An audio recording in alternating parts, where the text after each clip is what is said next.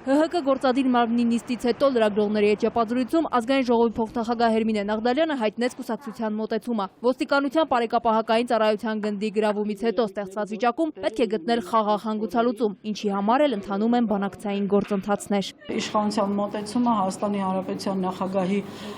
խոսքի մեջ դա ասել է նաև մեր կուսակցության խոսնակը իր խոսքի մեջ,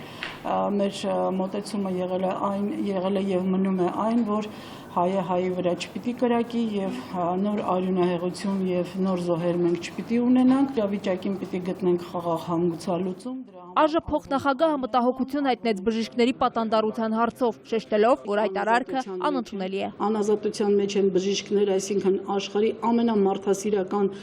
մասնագիտության ներկայացուցիչներ, մարդիկ, ովքեր եկել էին օգնություն ցույց տալու իրենց գիտելիքներով, իրենց մասնագիտական ներուժով, հատկապես մտահոգված եմ, որ նրանց թվում նաև կին կա եւ կարծում եմ, որ բոլորովին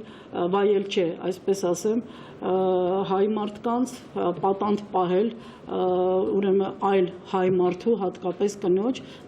շատ անհանգստացած ենք, շատ մտահոգ ենք։ Անդրադառնալով հնարավոր զիջումների մասին խոսակցություններին Նաղդալյանը շեշտեց, որ խնդիրը ոչ թե զիջումն է, այլև ստեղծված վիճակի հանգուցալուծումը առանց արյունահեղության։ Լիլիթ Ասլանյան, Միքայել Թումանյան, ժամը լրատվական։